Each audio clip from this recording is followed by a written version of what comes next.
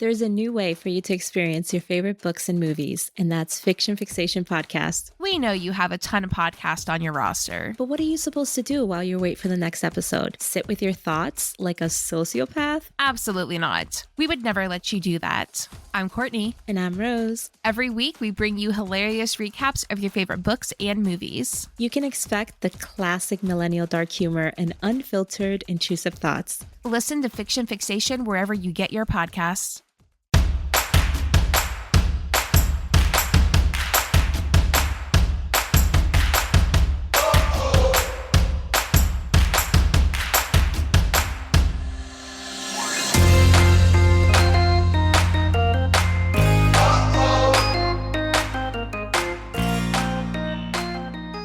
Hey, Tolerators. This is To All the Men I've Tolerated Before with Natalie Katona, your weekly look at everyday misogyny.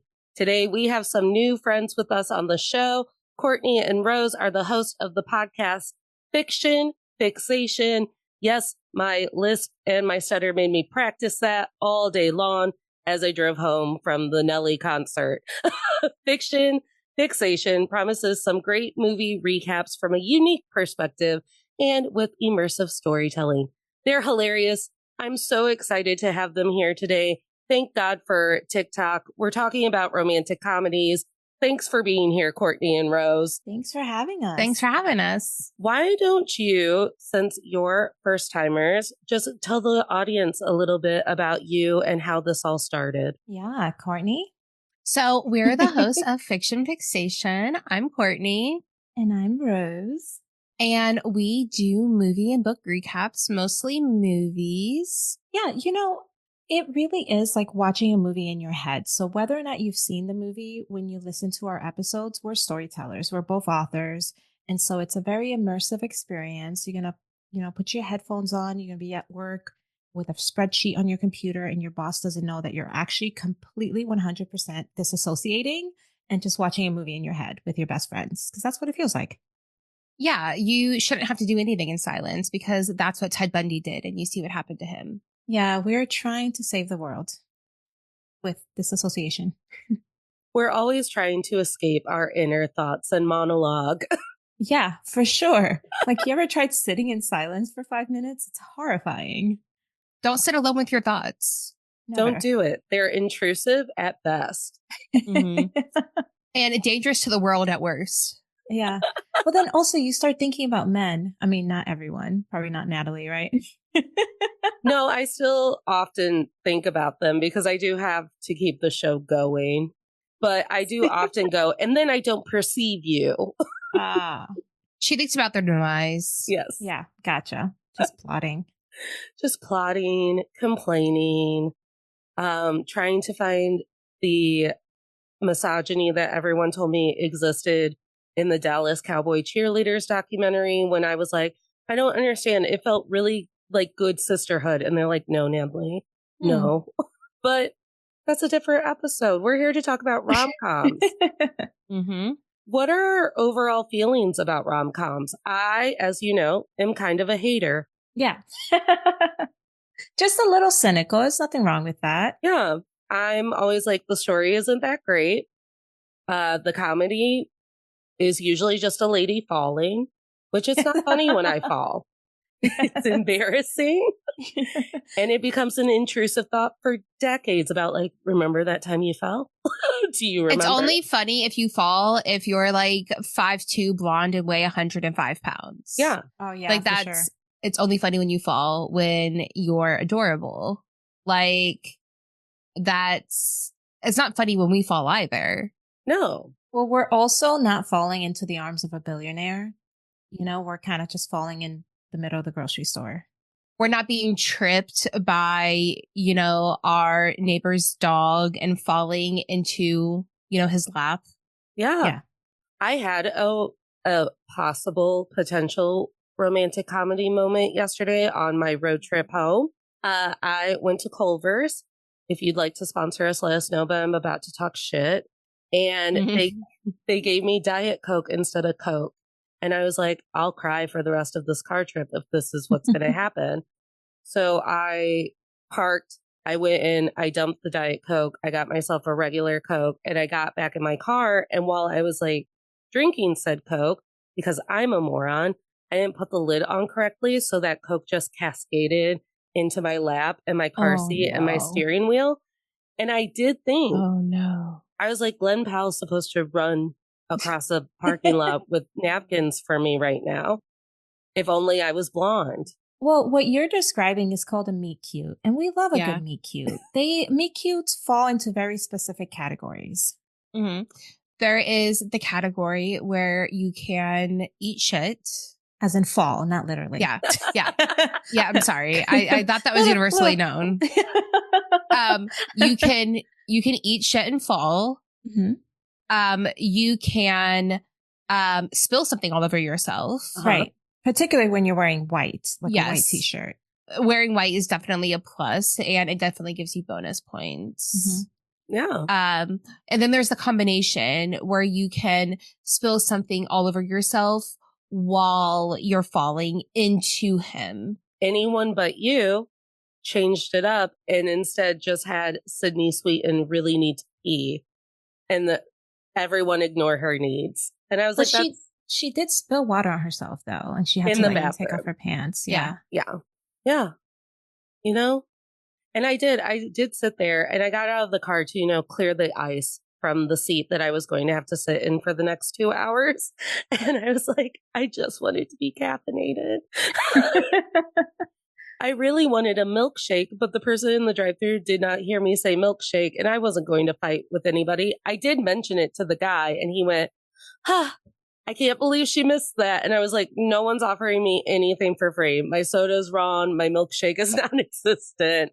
It's not my day. And then I immediately dumped my soda all over myself. And it was like, I saw Twisters. Where's Glenn? When I was pregnant with my now 12-year-old, I went through it was with my now 12-year-old. I went through the Dairy Queen drive-thru on my way to work one morning, and all I wanted was a brownie batter blizzard.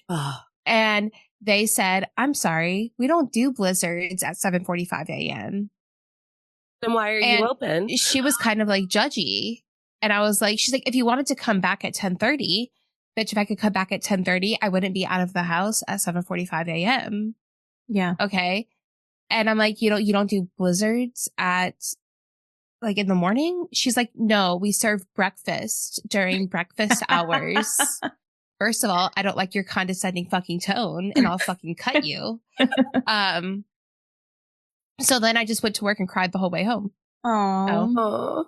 You know how I know misogyny is real? Because Ben and Jerry's took away the brownie batter ice cream that they used to sell in the early aughts. It's fucking like cunts. Well, it's like they don't know their demographic, It's like, who do you think is eating this? Yeah, who the fuck is consuming the blizzards? Us. And, well, then also, who's eating these ice creams by the pints? Like, it's us. It's us. Yeah. Give the bitches what they want. My mom used to do pint dinner where me, her, and my sister would get our separate pints. And then we would watch TLC on Friday nights. It was Trading Spaces, What Not to Wear, all of it. And then Lost DVDs and Grey's Anatomy DVDs. Oh my God, that sounds amazing. Yeah. That's a long ass night, though. That is a long ass night. And also, like, shout out to moms who are like, we can have a sheet cake for dinner. Who cares? That's amazing. That is amazing. That honestly would have been a much better solution to my problems tonight than what I did. Honestly. Also, I would rather a rom-com be that my Uber driver, my Uber Eats, brought me a sheet cake instead of a real meal, and we just split it together. Oh my gosh. That's cute. You know what? Make it happen, Natalie. You order Uber Eats, and then the guy's like, I Googled your name and I saw your profile, and I saw your latest update about how you had a rough day. And I thought to myself, this girl doesn't need a cheeseburger. She needs a large, like, chocolate cake. And, I also got a bottle of wine for us. And like, let's be real. If I got that, we would call 911. I stalked your Insta and I saw that Culver's forgot your milkshake over the weekend. So I went to Culver's and I punched that bitch. And then I got you a milkshake and I brought it to you. 911, what's your emergency? Like, we would, Well, and that's part of the problem with rom-com is every action that happens in a rom-com to me is a level like 9 emergency. I'm like, don't let that man in your life. yeah. Yeah. No, that is the problem. All the red flags that happen in a rom-com, I am like slutty putty for. Okay. I'm like, yes, I love it. I want it. Okay. The newer rom-coms, they don't have enough red flags for me. Okay. These men, I fucking hate them. The older rom-coms, littered with red flags. I love them. The newer ones, not enough red flags. But in real life, were that to happen, even an iota of these red flags, I restraining order. It's escapism, right? It's escapism. And I think that what, I mean, like Whitney said, the older rom-coms had more interesting characters, particularly male characters. And the modern rom-coms are so afraid of kind of tiptoeing that line of like misogyny and sexism that they have these guys that are the second coming of Jesus Christ that never say anything ambiguous, they never give you red flags. And honestly, let's be fucking for real. Like, have we been on a date with a guy who had zero green flags? Sorry, have we ever been on I a date with have. a guy? Have you, Yeah. have we ever been on a date with a guy who had zero red flags? No, not a single Yeah. person. I just remember because, you know, your entire childhood is basically like what movies your mom let you watch at 10 o'clock at night because you wouldn't go to bed, or the movies that you snuck once you had cable in your own bedroom, or the family friendly films. And I never saw a lot of Nora Ephron's rom-coms until I was an adult. And when you're an adult millennial and you're looking at other adult millennial women who have grown up with these rom-coms and have a special place in your heart, I am like the Grim Reaper. I'm like, hello, here I am to tell you that Tom Hanks isn't hot enough to rip away my dead mom's bookstore from me and then also get to marry me. Right. Catfish me. Yeah, I Yeah. mean, we love rom-coms, but there is this complicated relationship with them where you could see how they have infiltrated. They have really been like sleeper cell spies in our subconscious that have like sold us all of these crazy ideas. But at the same time, we're kind of like of the mindset of, that TikTok where it's like, don't you hate it when girls? No, I love it when girls. So that's kind of how we feel about rom-coms, where it's like, we don't care if it's dumb. Like, we ride for it because it's for the women, like it's for the girls, We support women's rights and women's wrongs. 100%. And and again, like I rewatched Set It Up with Glenn Powell, Zoe Deutsch, Lucy Liu, Taye Diggs on Saturday night because we were so happy to have seen Twisters. And I was like, this movie is adorable because they're fixing a common problem that the two of them have, thus getting to know one another. Thus, I'm sold on their relationship.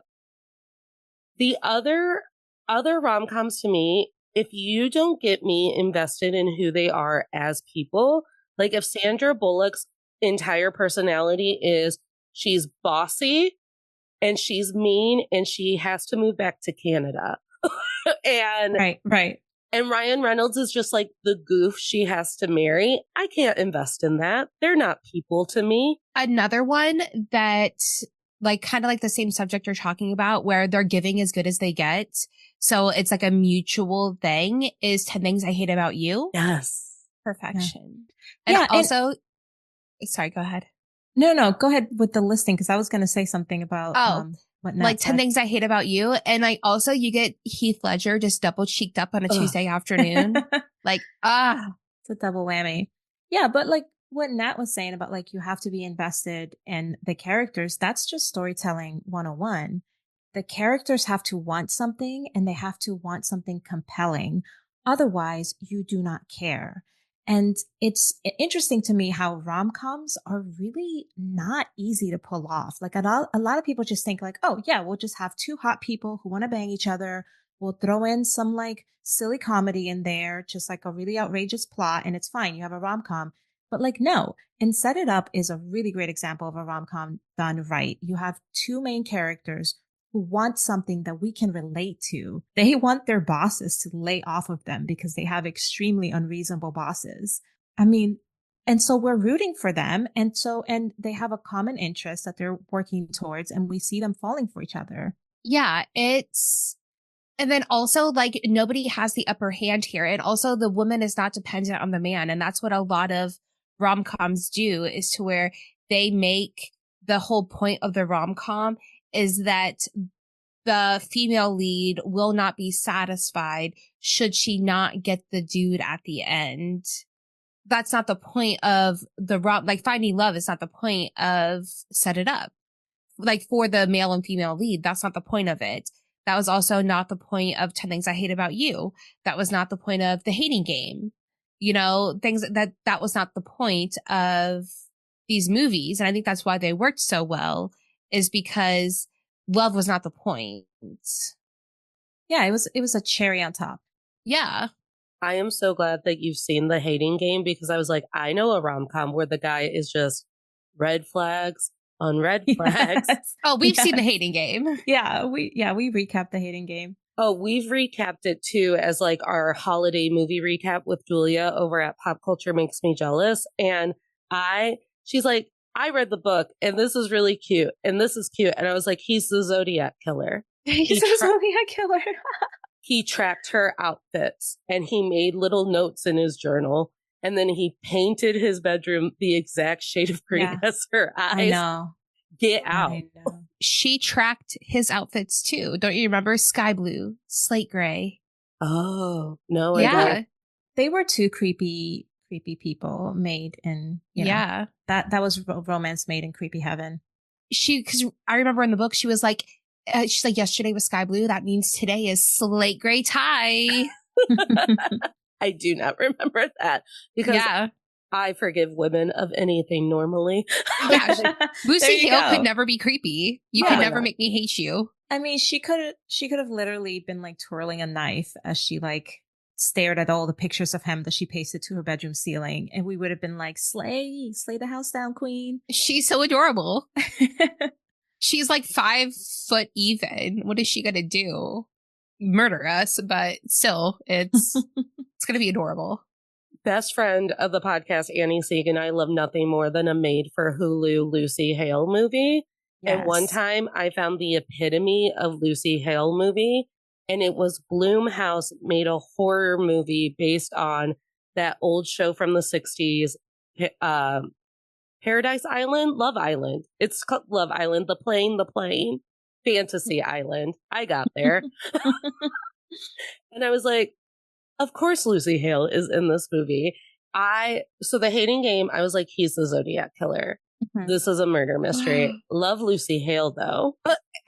And I love when something at the end of it, I go, oh my God, that was a rom-com the entire time. I recently watched Amazon Prime's Space Cadet, which is Armageddon for the girlies. And and at the end she gets kisses, and I was like, oh my God, was this a rom-com the entire time? You messaged us about that. I did. Like, Courtney, let's look into this one. It's on my list. I'm gonna watch it just because I love to know what people. So my friend and I have recently been fighting about this because she'll watch something like that Zac Efron Nicole Kidman movie. Mm-hmm. Mm-hmm. And she'll text me in the middle of the night and be like, movies are bad now and Hollywood should just quit and we're done. We can't make good movies anymore. This movie was so bad.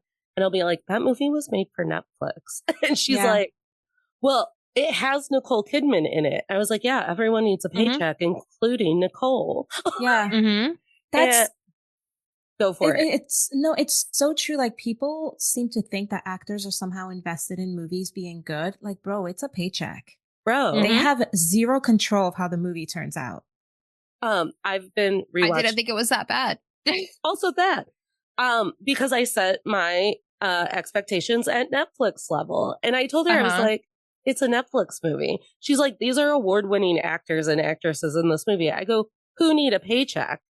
And know that people will continue to watch this movie as long as it's on a streaming platform. Mm-hmm. That's why Nicole Kidman opens all of the AMC theater movies with "We come to the theater for magic."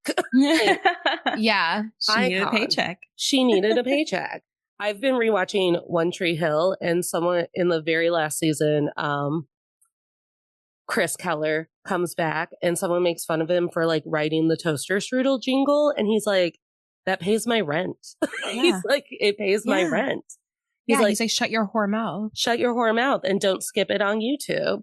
And so I'm like, no, there's like a tier system that should be in your head when it comes to movies. If I'm going to the movie to see Anyone But You, I'm like, this has to be Hollywood level. And for the most part, it was beautiful sets in Australia, hot people, based on Shakespeare. Like, that was a Hollywood movie that will eventually end up on Peacock so I can watch it over and over again. But if I'm sitting down to watch a made for streaming movie, I'm like, I love made for streaming movies because it's a hot box of whatever it's going to be. And you never truly know. Yeah. See, if I would have went to the theater to see Anyone But You, I'd have been mad. Yeah, we kind of have a hot take about Anyone But You. We thought, I mean, I went in because here's the thing. Lazy writing. Well, because here's the thing too. I think movies are experienced through the lens of the individual, right? So I think Courtney and I were always looking at things through writer's lens. And there is nothing more jarring for a writer when you can see the writers in a movie. And so when you're watching Anyone But You, the average person is probably like, oh, look at this. Like, this banter is so quick. Me and Courtney are seeing a group of white men sitting around a table being like, and then she says this, and then he says this. Like, there was nothing natural about it, you know? I love to blame an imaginary room of white men for anything I don't like in a show. I'm like, a room full of white men decided that Brooke Davis should be naked in the back of Chad Michael Murray's car. I mean, because 99% of the time, that's exactly who did that. Yeah. So, and you know what else? A room full of white men are always like, and you know what would be amazing? We're going to show his ass. Yeah. Mm-hmm. The female gaze. That's how you get the women's juices flowing. You know how women love men's bare asses. And listen, when I was 21 or however old I was when one of the X-Men that featured Hugh Jackman as Wolverine came out, I believe it was the first one with Sophie Turner in it. And they full on, I went to that movie by myself, I'm pretty sure. And I think it was X-Men Apocalypse. And all of a sudden, Hugh Jackman is out of bed and full ass. And I'm like, I do like me some Hugh Jackman ass. Bravo. He's the exception. When we say not all man ass, we mean not Hugh Jackman ass. No, that one's always welcome. That was always a convention of women who voted to see that on the screen. We demanded it. But yeah, so like a room full of women were like, it's time we see Jackman's ass because you don't get to see it very often. Right. Yeah. He's very selective. I'm sure if we just asked him like nicely. Respectfully. Like, ew, I'm having a rough day. Can we just like Mr. Jackman? Mr. Jackman. I was going to say back to Anyone But You real quick. Do you know why? Okay, so I feel like back to what you were saying too, where you were like, the characters have to want something. I feel like what the characters wanted in Anyone But You was not compelling enough. No. Because their whole thing was like, the girl wants her family to lay off of her by pretending to have a boyfriend. And then the guy wanted to make his ex jealous. And they both like kind of accomplished that on day one. And yet they continued this bit that went on to ruin the sister's wedding. They also weren't that invested in their own plot. I was like, you don't care about these people. Just scream at your parents. Yeah. Like, why do we care? So if you're going to cause a scene like this, cause a scene. Scene. The only redeeming quality in my eyes to that movie was the Natasha Bedingfield, whatever song. Yes. Unwritten. Yes. Like, that was such a cute bit. I love how that came full circle. That was fun. And I think when you leave audiences on a high note like that, they feel like that was a good movie. Truly. And even though I am a very creative person who like is always talking about misogyny and whatever, if I'm in the movie theater, it's so easy to sell me on a movie being good. I have my popcorn. I'm in a comfy seat. I'm out. I'm out of my house. Right. And Saltburn, so many people have tried to tell me that Saltburn's a bad movie. And I'm like, no, it changed me. Did you see it in the theater? I did. Well, Oh. I feel like but to your point, if you're paying money to go see a movie, you already decided you're going to like it. So it is going to be more difficult to not like it. And I do think that plays a big role in like our perception of movies. It's like, what mood are we in when we're going to go watch it? Because we have a lot of mutuals that review movies. And I think a lot of them, they feel obligated to go to the movies to, kind of review the newer movies. And so sometimes I think they go with already the decision that they're not going to like a movie. Oh, see? And when I saw Fall Guy and I told my mom that it was perfect because Ryan Gosling is perfect, she immediately called me and was like, I just got 22 clickbait articles about how bad Fall Guy is. And I go, because negativity gets you views and people arguing in your comments. Yeah. Fall Guy was so good. It was so good. It was so good. Rose had a hot take. The Inside Out 2 wasn't that great. And people were like, bitch, you know nothing. Yeah. They were like, so you're saying mental health doesn't matter? And I was like, I guess that's what I'm saying, bitch. Let's fight. As she's popping her Wellbutrin. as I am fully medicated, sure. Like, tell the anxious, depressive person that mental health doesn't matter. And I know I wasn't medicated, but I also don't know what kind of state I was when I watched Inside Out 1. But at the end of it, I had not cried. I cried more during Brother Bear. I was just like, but then the entire time you're watching Brother Bear and Phil Collins is singing, you're like, I really wish this was the Tarzan soundtrack. Sorry, Phil. Well, my video on Inside Out 2 that I posted on TikTok, I didn't say it was a bad movie. All I said was that it was literally a copy and pasted plot. Like the plot structurally and by story beat was identical to the first movie. And that just disappointed me because I honestly went in expecting to be blown away by a new creative story. And it just wasn't that. Yeah. I didn't see Inside Out 2. I did ask someone who saw it.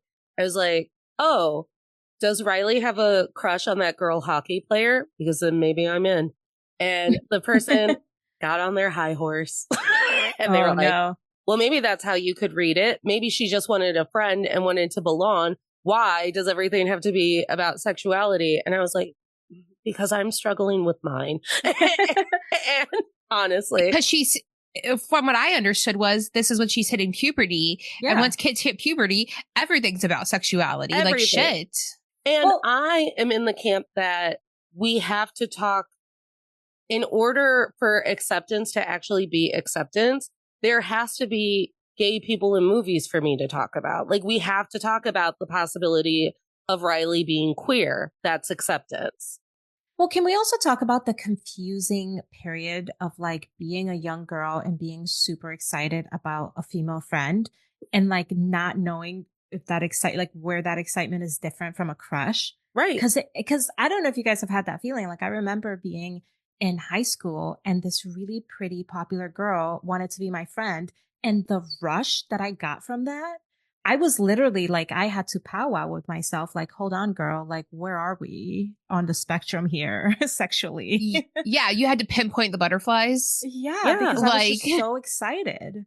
I truly believe that that's how I became aware of me not falling 100% super straight on the spectrum of it all, because I was like, I truly only ever really, truly invest my whole mind and heart and soul of it all into relationships with women. And I truly only enjoy relationships with women. I've just never crossed that into what if we kiss. Right. And so if you had more rom-coms where some schmo is trying to bring your girl coffee, but then she's instead thinking about all of the times that she wanted to hold her best girlfriend's hand and be comforted and have like a girl crush on that.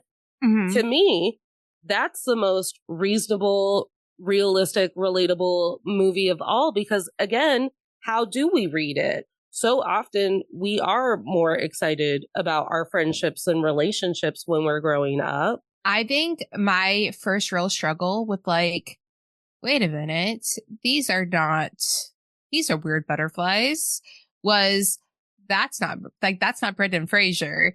That's Rachel Weisz giving me those butterflies, was in The Mummy. Yeah.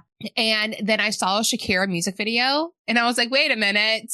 But honestly, I think we can all forgive the Shakira music video because I think she does that to everyone. Yes. Yeah. Yes. Yeah. But it's one of those things where, again, and I will die on this hill, like, in order for, like, it to be truly acceptable for, like, queer focused storylines to be a thing, it also has to be acceptable for queer storylines to be the B plot or the background plot or just existing within your movie. That is, I was having like story ideas as you were saying that, because imagine what a refreshing story it would be to start off a rom-com with the very typical setup of like a girl wanting to get her crush's attention and then having like her best friend helping her.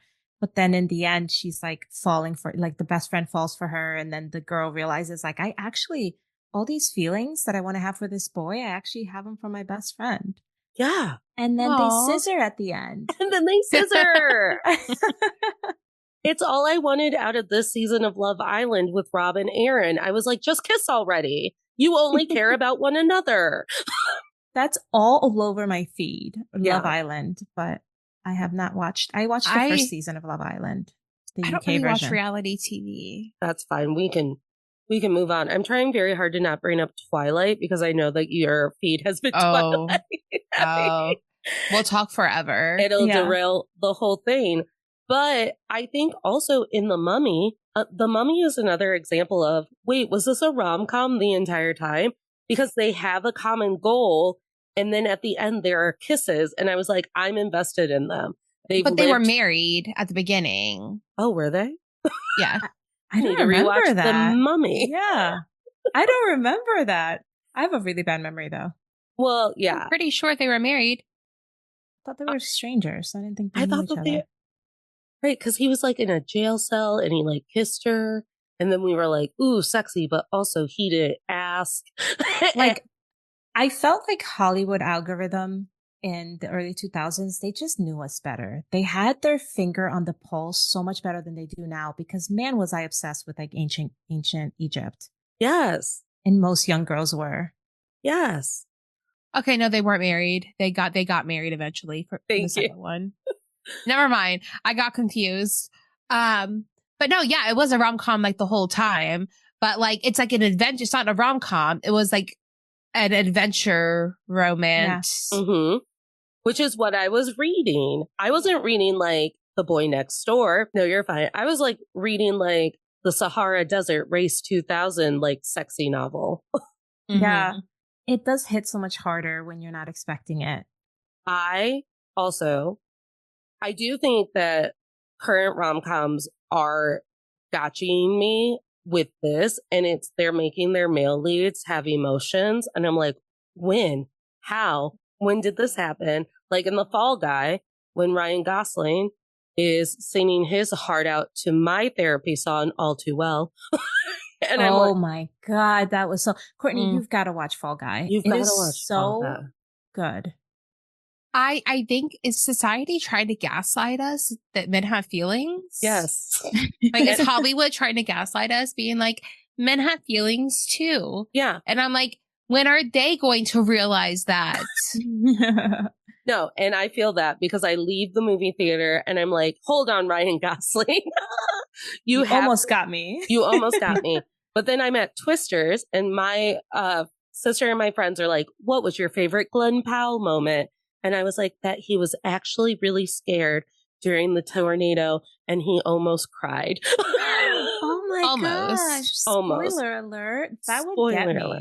That would get me. Because in the original Twisters, Bill Paxton, may he rest in peace, he wasn't scared of the tornado. Him and Helen Hunt were like adrenaline junkies, just being like, let's get her. And this Twisters is a fantastic movie. It has so much emotional intelligence and like action packed and like all of it, and Glenn Powell in a cowboy hat. And You're confused, Nat. You're confused. I'm confused. And I truly think that I'm like, oh my God, you guys are trying to open the door for men to have feelings, to gaslight me. Because one of my favorite lines to tell my friends when they're like, I can't believe a man did this to me, I'm like, men have to have feelings in order to have feelings for you. Yeah.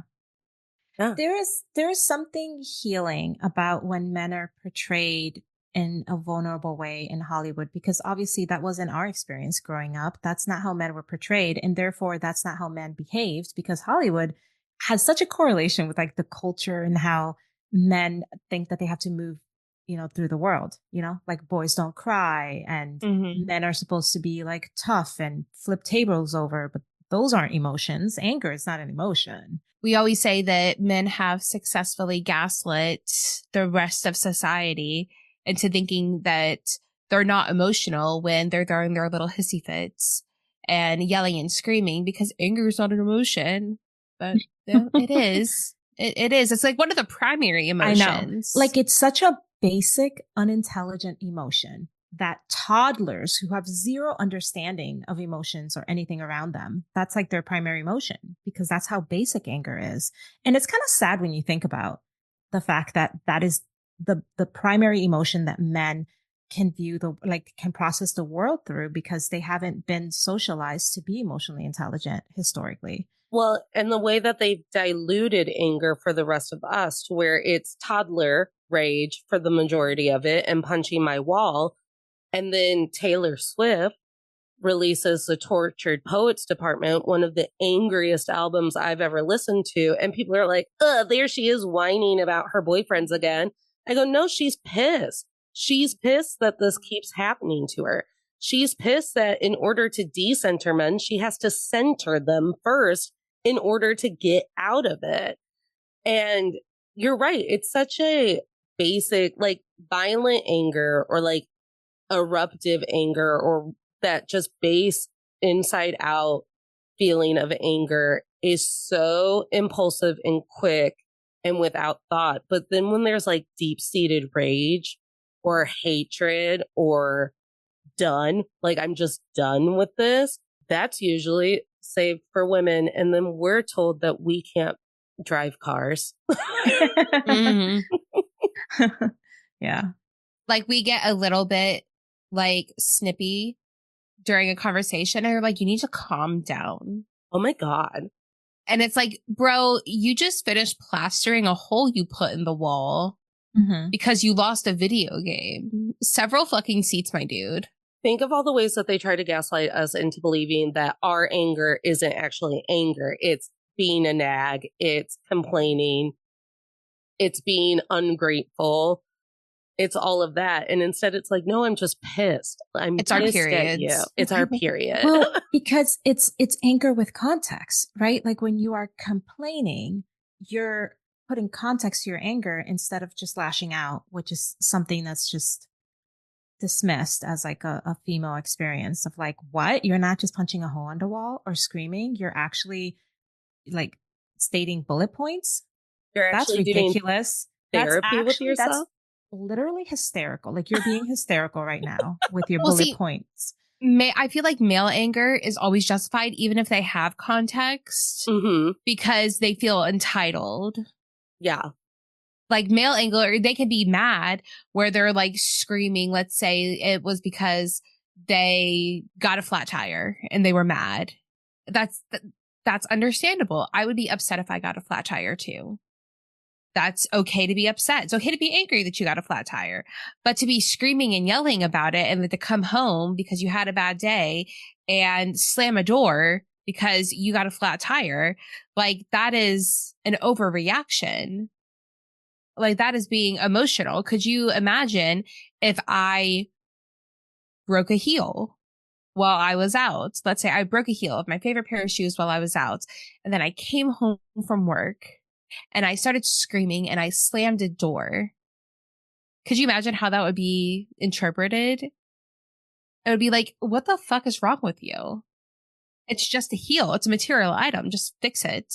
you would need Ryan Reynolds to swoop into your home and or office or both and then coax you back into your more gentle nature. So then that begs to question, are rom-coms written for women, or are they written for the ideas that men have about women and what women want? There are some. There are some that are definitely written by men for women of like this is what women want. But I think we can all agree that there are rom-coms that really get it right. And I think those are the ones that really understand how to convey romance in a story that's interesting and compelling because like rom-coms are hard to pull off. This is what like I think gets lost in the conversation. Rom-coms have to have a compelling story and then they have to have characters with believable chemistry. And then the story arc has to tie these things together while at the same time serving comedy. Like, just pick one of these things and it's hard to pull off. Like, pick Yeah. a romance is hard to pull off. Pick comedy. Comedy is hard to pull off. And you're having these three really difficult, like, pillars of a story, and you have to pull them all off simultaneously. It's hard. And, like, very rarely do rom coms get them right. Yeah. I think that when you're focusing too much on one audience, you lose touch with the other audiences. So I think that a lot of times rom-coms are written by men for what they think women want to see. And like, I think Anyone But You was written by men. And they're like, of course, women want to see Glenn Powell and men want to see Sydney Sweeney. I think Anyone But You was written with the context of we have hot actors. Mm-hmm. So we can get away with a loose storyline. Yeah. Because who doesn't want to see Sydney Sweeney and Glenn Powell? So they hoped that the weaker storyline would not be noticed because they had stronger actors. And I'm sure a lot of people didn't notice it because Glenn Powell and Sydney Sweeney are very attractive. It was, I mean, obviously they were straight eye candy. And the thing is that it was also funny. Like it was funny, you know? And so I think those things being considered, it was on surface level enjoyable. I just like, I wanted more, dude. I wanted these characters like they had, when you really think about that movie objectively, you're just like, what do these people want? Yeah. Like, what did these characters want and why was I supposed to care? Well, and I said this while we were walking out because I'm a Sydney Sweeten fan and, you know, that wasn't her strongest. And my sister said, well, how did you feel about Sid in this one? I go, well, I'm mad at her because she made me feel bad for Glenn Powell because Glenn Powell is still in his puppy dog actor stage where he's going to give it his all and he's going to give it to you, give. And Sydney is in her Rihanna at the Super Bowl not giving era. Mm-hmm. Yeah. And it clashed too much. I was like, how was he supposed to act against that? He clocked in. Glenn Powell clocked in. And everything I've seen him in, he goes full out. He does. He's Well, then you have like Set It Up. Like Set It Up was funny. It had a compelling storyline. The relationship between the main characters had amazing chemistry. It was natural. It felt really organic.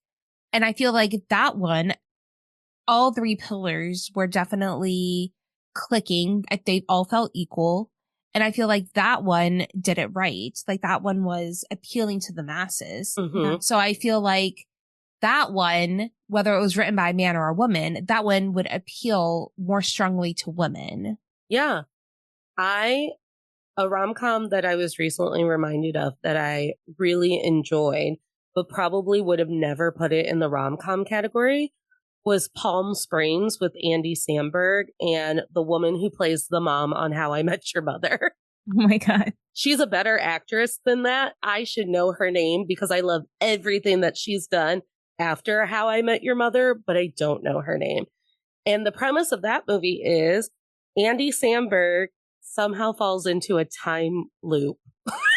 And so they're at a wedding and he's in a continuous time loop. So he's reliving this wedding over and over again. And then this woman, through hijinks, also falls into the time loop. And because they're stuck in this time loop and he's showing her, yeah, we're stuck. There's no explanation for this. I actually haven't even looked for an explanation or way to get out.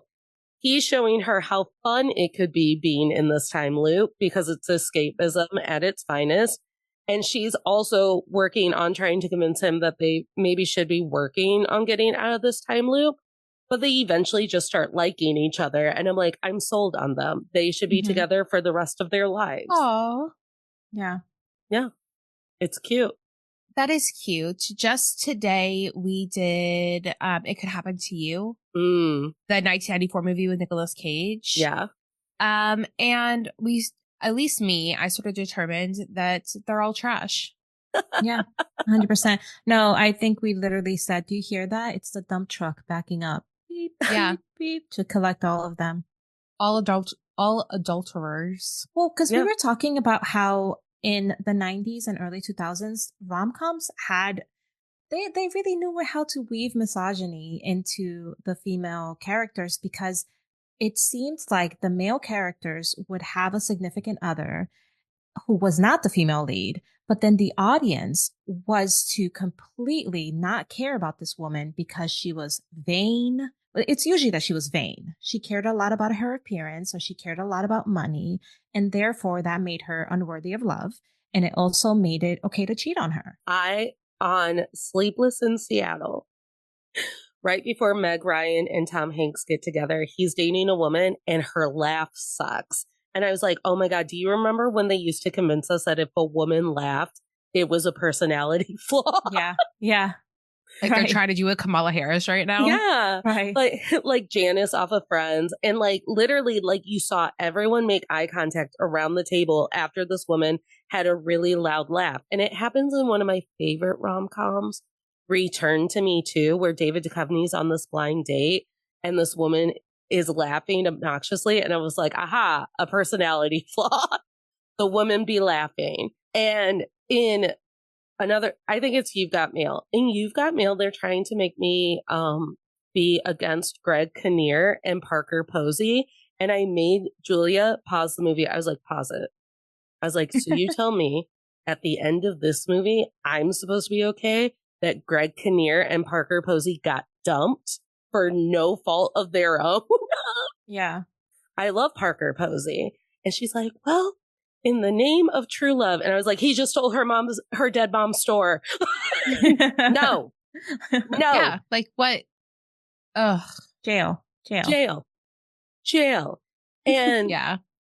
And it's so funny because a lot of those younger rom-coms had better storylines, but Mhm. also did so much worse to women because they're like, you're all flawed. So as soon as a man smiles at you, love him. The end. 100%. Like your entire existence revolves around finding a man to love you. And there was also like a tiered system with women where it was like, the women that are important are you and your best friend. And then the rest of them are whores, and you can steal their men because Yes. no one cares about them. And it was just like, okay, I guess like 8-year-old us, right? Watching this, like, okay. Yeah, because I also think about my favorite rom-coms growing up were Return to Me because it had gorillas. And I got to watch it be filmed at the Brookfield Zoo. And I'm in love with David Duchovny and Minnie Driver. They are the poles of my sexuality. I also loved Must Love Dogs. That's a cute one. Yeah. I do love John Cusack. I love John Cusack, which probably is a flaw at some point because I think he's mean. Probably. You know what? Not in the movies, he's not. Not in the movies, though, but I think he's mean. And Fools Rush In with Matthew Perry, who I've never enjoyed in anything else after Fools Rush In, and Penelope Cruz. Wasn't Matthew McConaughey in that one? No, Okay, that's never mind. Fool's Gold with him and gotcha. Kate Hudson. Right, And right. It might not be Penelope Cruz. It might be Selma Hayek. I think it's Selma Hayek. It's Selma Hayek, yeah. I have the wrong lady dancing in my head. So my favorites growing up were While You Were Sleeping, I love that one too. Sweet Home Alabama, Mm-hmm. and I think. I know While You Were Sleeping in Sweet Home Alabama. And I think those are really the only two that like I kept going back to. Mm-hmm. That I watched like repeatedly. And then Practical Magic, but that's not really a rom-com. It kind of is, though. It kind of is. is. But again, it's one of those rom-coms where because he's almost like obsolete to the story, I'm like, I just get to revel in Sandra Bullock and Nicole Kidman and Stockard Channing. And that's what I want. Okay, maybe this is a hot take, but I almost wish we could just unravel the whole genre of rom-com and just focus on making good movies that have a romantic subplot. Yes. Mm-hmm. Like, let's just do that because I feel like trying to squeeze things into the category of a rom-com, again, you're just like in a corner where it's like it has to be funny and it has to be hot but like also story, it's too much. It is too much. It's a lot for one screenwriter or a room full of white men to tackle. Imagine if they had tried to make Practical Magic a rom-com. They would have destroyed the movie. Yes. And because I read all of Alice Hoffman's books, all of Alice Hoffman's books about witches have a romantic subplot that doesn't take spotlight from the actual woman's story. It's like, I think it's why I'll watch Legally Blonde every time it's on TV. Because at the end, Elle Woods gets to make fools of all of them. Slay. Was that considered a rom-com? I think so because it hinges on her breakup. And then she gets Luke Wilson in the end. Mm-hmm. So yeah, I think just kind of unraveling that, that little box of like, it has to be, slapstick comedy the whole time. Mm-hmm. Mm-hmm. Then also there's a very new and traditional rom-com that I really enjoyed, and it was J-Lo's Marry Me. I loved the soundtrack.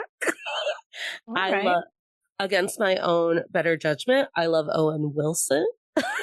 And I love this whole idea of she was in a panic bind. She saw his little poster and she said, I will marry you. And then because of her celebrity, and it's it's like J-Lo's take on Notting Hill, but because of her like notoriety, they have to keep up that act because it's like getting her TikTok views or something. I haven't seen that one, but I do remember. I haven't seen it either. I think it's on Peacock. I loved it. I went to the movie to see that because I do love a J-Lo rom-com. Like that's something toxic about me. Well, I mean, objectively, like the J-Lo rom-coms hit. Yeah. Like she is, despite whatever she may be in real life, on screen, she is so charming. I know.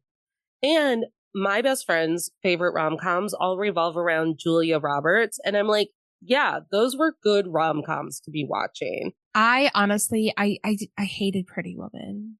Well, yeah. I loved it. But so when I was a kid and I realized that I was like chubby and not anything that anyone in Hollywood or a man would ever want, I then became obsessed with stories revolving around sex workers, like women who were using their like sex appeal to get their way. So I loved Pretty Woman. I loved every made for Lifetime movie where you woke up and you were accidentally a sex worker. I loved that. Okay. Coyote Ugly. I do love Coyote Ugly. I love Coyote Ugly. Burlesque. Anything that was like sex work adjacent, I was like, this is for me. It's for me. It'll teach me how to take a hold of my sexuality. And I didn't. It didn't teach me anything. But I loved them. So I saw Cruel Intentions for the first time earlier this year. Yeah. And I'm grateful that I saw it for the first time earlier this year because I feel like if, 13-year-old me were to have seen it when I was 13, my life would have taken a different trajectory because I would have made it my whole fucking personality. Mm-hmm. Like I would have been Sarah Michelle Gellar from Cruel Intentions. Yeah. Like it would have been my whole fucking personality. So I'm really grateful that that's just something that escaped my grasp for so long. I'm really glad that I didn't see Gossip Girl when I was a teenager. I saw it like just a couple years ago. Because I would have been like, I am Serena van der Woodsen. Yeah. Yeah. I read the Gossip Girl and the A-list books. Mm. So I've read them before it was a show. But I also like, because I've admitted this on the podcast before, like I was an imaginary mean girl where I really thought that I could like pull off hot girl, popular girl antics, even though I was not hot girl, popular girl. I was like, but I'd be mean just like them. Mhm. and and I think it's because of like Cruel Intentions, Gossip Girl, all of these things where you're like, Regina George gets on top. That's me, baby. And the Bachelor franchise. Yeah. It's so true. Hollywood really did make mean sexy. Yes. Mm-hmm. It still kind of is. They still push that narrative of like mean and cruel is sexy. Yes. And they try to teach you that a man loves nothing more than when a woman's mean to him. Yeah. I mean, He that's kind of not, does, though. yeah, that's he's not kind of true. That's, yeah. That's Like, No, very true. I was probably one of like the sweetest people ever until I was like 25. Like literally, I was like a doormat, and I didn't hit my mean girl era until I was like 25. And then I was just like, Reputation came out, and yeah, it was like it was a whole thing. cultural reset. Yeah. Can we talk about though, like, how are you in your 30s, Nat? I am 35. Okay, we're all in our 30s, different what is it called? Spectrums of 30 here. I'm Mm-hmm. on the higher end. I'm pushing 40. But there is something to be said about empowerment that just kind of like awakens in women in your 30s. And I think about it all the time because the amount of catcalling and harassment that I faced as a literal child walking to school. And now, as a grown woman, men are scared to make eye contact with me. And I'm like, I know I'm still hot. All right. So you're just not looking at me because you know that I'm not a little girl that you can talk at anymore.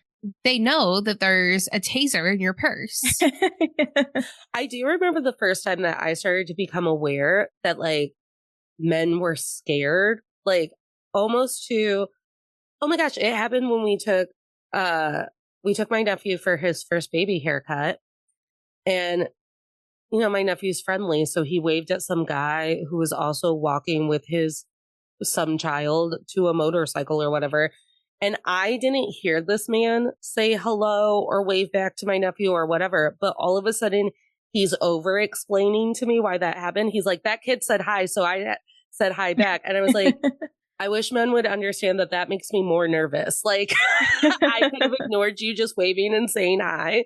But the fact that you have to explain to me, like, I'm a normal guy, it was happening because I'm normal. That's what makes me know you're dangerous. Oh my gosh. I love that though. Yeah. When it was a couple months ago, I was walking out of Kroger, and like this guy had been following me for like a minute, and his car just happened to be next to my car. And he had said, like, I'm not following you. I'm just going to my car. And he's like, you know, he's like, you know, I don't want you to think I'm following you. You know, I'm not. And I said, I'm not worried. And like, and it was because I did just assume that he was just going to his car, but also like, I could have taken him. Yes. And we both knew that. I do love kind of how women start demanding more respect from men as they get older, as we like, and that's why I tell Courtney, because I'm like, I love getting older. I love getting older because the older you get, the further away you get from the constraints that are put on women of like how you're supposed to look, because you start to realize like, okay, I passed that prime age, right? When you're in your 20s and you're at your peak hotness, and like, I'm not held to those standards anymore. So now I'm free to create my own. But then also men being intimidated by women as we get older is just such a power move to me. Like I grew up with no male influences in my life and just being terrified of male attention, which was like every day it was like psychological warfare just walking to school because these guys would literally slow down in their car to talk to me. And I'm like peeing my pants scared. And now I am walking around like daring someone, like daring a man to try to talk to me. I would love. However, that badassery unfortunately melts very quickly with one category of men. And I hate myself for this. And it's old men. Like old men really bring me back. They immediately make me feel like I'm 5 years old and I don't know how to stand up to myself anymore. Oh, see, for me, it's the opposite. I get like gooey molasses on the inside because I didn't have grandpas growing up. So I'm always trying to find a grandpa. I'm Oh like, gosh. Grandpa? I'm like, I just want to play like dominoes with you and talk about the war. They make me uncomfortable. There's this old guy at my grocery store. Every time he sees me, he starts flirting with me. And I can't take it in stride because I'm like brought back to that time where I felt like really helpless. Because now I'm like, it's not even, like you're an old man. So like if I tell you off, I just look like a bitch. So I'm kind of put in like this, like the power imbalance doesn't feel right. Well, and power imbalance is a huge part of it, where it's like, number one, you have an age difference. We were still one of the generations that was taught to respect old people, despite who they are. Despite how awful old people are. I was taught to respect old people, but now that my dad is dead, I feel like I don't have to do that. I've evolved out of that. I let that go with my dad. He took that lesson with him. That idea has been cremated. With my dad's ashes. It's now on a shelf in my living room. I released it in my releasing ceremony. But no, like when it comes to, I love like an old man movie character. I'm like, look at that old man.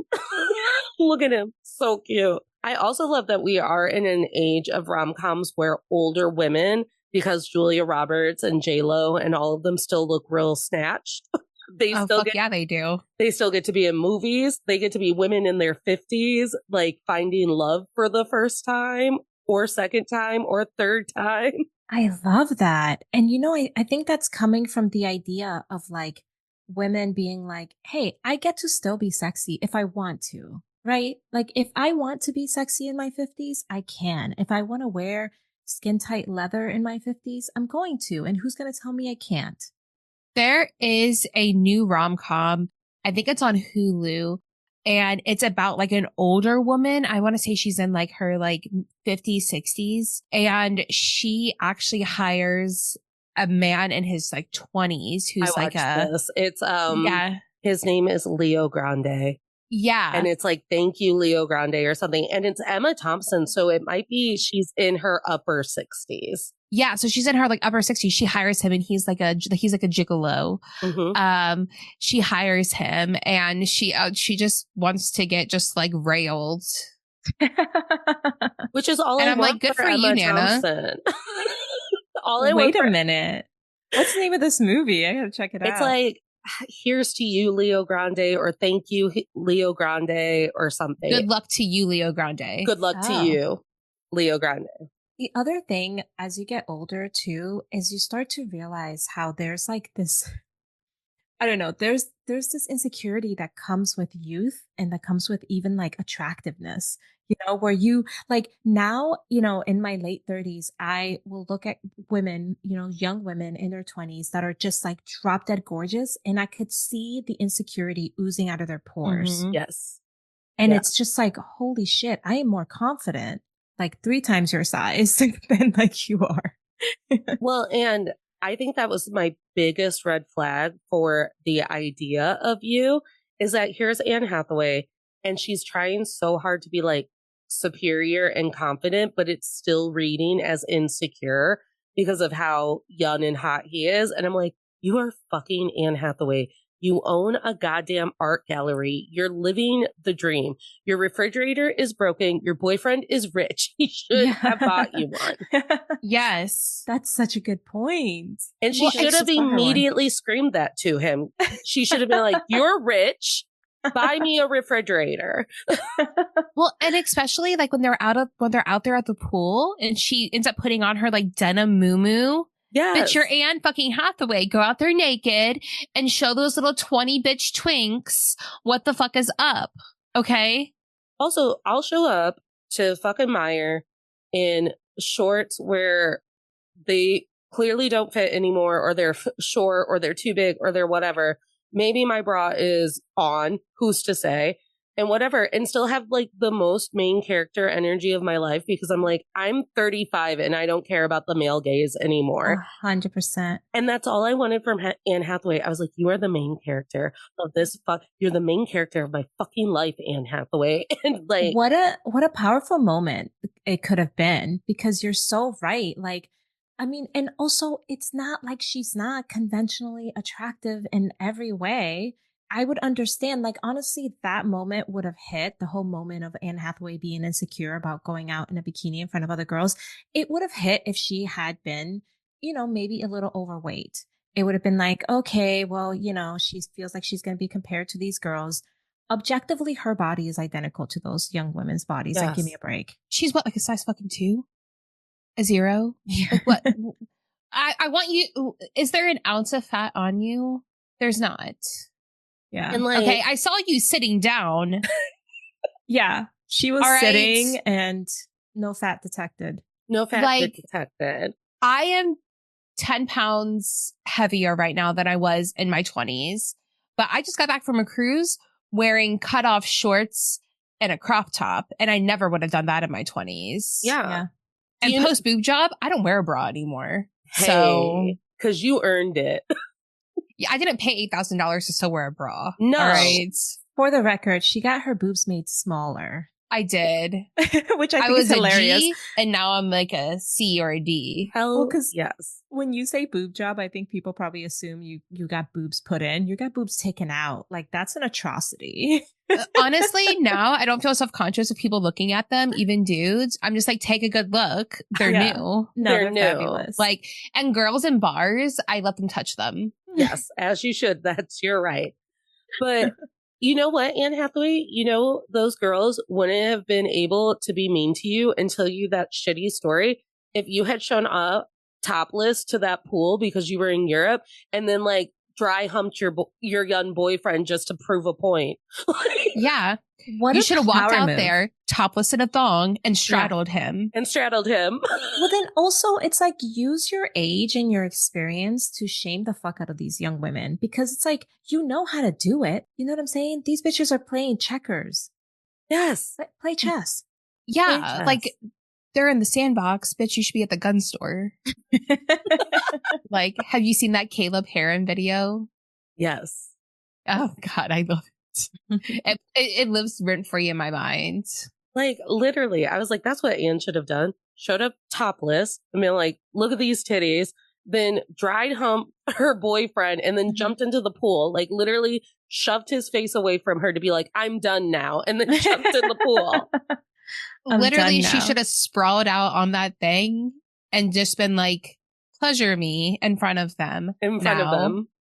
And while she ate grapes. Like, honestly, and I think about this all the time because, okay, like, there's always something on TikTok with a Gen Zer kind of making fun of a millennial or a Gen Xer for being older. And it drives me fucking wild because I'm like, motherfuckers, that is how time works. Like, time's coming for you. It is coming for you too. And the thing is that looking conventionally hot in your 30s and 40s is so much fucking harder than looking hot in your 20s. Like, you don't get an award for being hot in your 20s. It's not hard to do, babes. It's not hard to do. You've got youth on your side. You've got metabolism on your side. And we have dye red number 9 on our side and all of the preservatives they put in Lunchables. That's why millennials look so much younger, is all the Lunchable preservatives have just kept our skin. We're out here like trying to sprint away from diabetes, like at full, full speed. Like, give me a break. Do you know how much work it takes to look like half decent in your 30s? Yeah. Well, it kills me because I see some of these Gen Zers get on the internet and they're like, how old do I look? And with my full chest, I'm like 35. And they're like, I'm 22. And I'm like, what, bitch? I'm like 47. I'm like, I don't listen, I'm not about to get on the internet and be like, how old do I look? Don't fucking answer that question. Don't answer that, because if you say anything older than what I am, I will die on the inside. All right. I will die on the inside. We should probably, because we are running over an hour, move into our closing ceremony. Don't worry, you're always invited back. So when you're on to All the Men I've Tolerated Before, we end with a lesson and a manifestation. So what would you like the audience to take away from looking deeply into the rom-coms that we're watching? I think rom-coms are just escapism for the most part. So I don't think we should be watching them with the intent to absorb any messaging or to see them as some sort of like handbook for how to get a man, anything like that, because it's not real. No. I don't think that anybody should feel ashamed to watch rom-coms because like I think that a lot of times people feel like shame to like admit what they like. Or, you know, they'll be like, oh, like I don't like rom-coms. And it's like, you know what? It's okay to like your trash. Yeah. All right. That's perfectly fine. Like your trash. Because art is subjective. And if you like your rom-com trash, like your rom-com trash. I like my rom-com trash. So it's okay to like what you like, even if the masses hate it. Yeah. Also, I think not only is media literacy in our culture on an all-time low, but I also think that we've forgotten what the movies are for, and that is entertainment and escapism. So if you want to take that movie at face fucking value and then walk out of the Cinemark, never think about that movie again, that is your right. When so many people were like, don't worry, darling, had plot holes, I was like, it was perfect. It talked about incels. I loved it. Thank you. Yeah. It was a great thriller. It had plot holes. And you know what I always tell people? I go, well, think about whose point of view the movie is actually from. We were following Florence Pugh. She didn't have all the information, and therefore we didn't either. Right. I fixed it. You're welcome. But yeah, just take it as face value. Just like, what if, God forbid, we enjoyed something? Yeah. And I'll add to that perfection is boring. Oh, yeah. If you were to write a script where people behave the way they should behave according to societal standards, we would fall asleep halfway through act 1. It would be so boring. Messy is interesting. Cringe is interesting. So like, and again, at the end of the day, it's entertainment. Like, I get there are movies that have hard hitting topics and that make you, you know, kind of like unpack things and make you think. But ultimately, it's all just fucking decoration for the inside of your brain. And you get to choose when you want to think hard and when you don't. Yeah. Yeah. We could just stop shitting all over everybody. We could. Like, that's. What if we did? Like shit metaphors. What if? What if, God forbid, we just had fun? And I like argue about that with people who hate Taylor Swift all the time. I'm like, what if I could just listen to Blank Space and it have nothing to do with you? Right. Well, you know what? People who shit on Taylor Swift can just go back to listening to their piece of shit divorced dad rock and leave us alone. Right.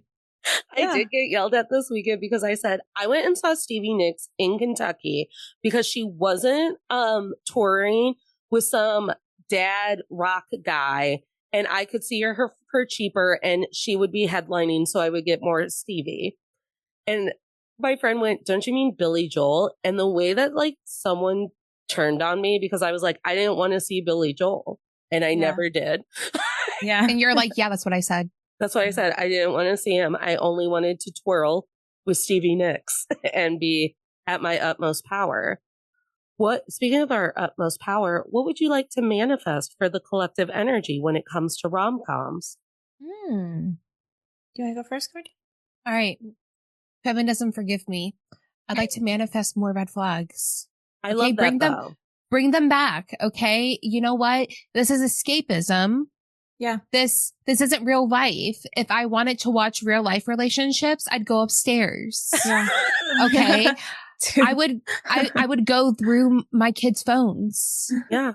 All right. Yeah. I bring back the red flags. Okay. I would like a little bit more toxic masculinity, but also I would like a little bit more like kick-ass feminism. You know, I want more 10 Things I Hate About You. Yeah. I love that. That is so true. I'm with you. Like messiness, number one, is fun to witness. That's why reality TV is so fun. But then also, we can't erase red flags and misogyny and all these things from media and pretend it doesn't exist because then we're not training the young people to look out for it.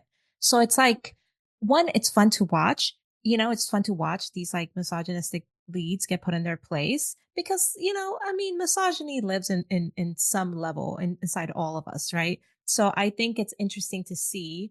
So it's like, don't try to erase it and pretend that these characters are perfect and never had a misogynistic thought in their life because the younger generation needs to see it being played out so that they can learn from it. And I want to manifest that and Rose, you said this earlier. My favorite type of romantic movie is a movie where I wasn't actually supposed to be paying attention to the romance at all. So, The Mummy, I guess Fall Guy was a romantic comedy, and you were supposed to care that Ryan Gosling really missed Emily Blunt. Twisters. Let's not forget that in the 90s, Bill Paxton was a heartthrob. Okay? Tom Hanks was a heartthrob. I love normal guys in movies, normal, attainable guys. And for Brendan Fraser. And for whatever reason, Glenn Powell, as hot as he is, I'm like, he'd take me to Chili's. I know it. He just makes you uncomfortable. You know what it is about like extremely AI generated, like Glenn Powell to me looks like what would come out of an AI printer if you were to type in like attractive white male. You know, it would be like, and Glenn Powell would pop out. I finally put my finger on it. Glenn Powell looks like if you were to merge Matthew McConaughey and Ryan Gosling. Yeah. And therefore he's perfect. But the thing too is like when you are that perfect looking, you don't need much else going for you. Well, but he also seems to be genuinely kind. And funny. It's not fair, Glenn, for you to be good looking and funny. And he has a dog named Brisket. Wait, maybe he was ugly when he was younger. Glenn, right in. I mean, listen, fingers crossed. Please send in childhood pictures of how ugly you were. You had to be an ugly kid because listen, no one grows up with a sense of humor and like charisma if they weren't like, you know, like an ugly kid. Yeah. So number one, I really want to manifest that this sequel to Practical Magic doesn't piss me off. What? Wait, it's coming? It's coming. They've announced it. Okay. So I would like for them to not piss me off. I just want to add on to that if you do fuck it up, I will burn something down. It's a surprise on what, but probably a studio.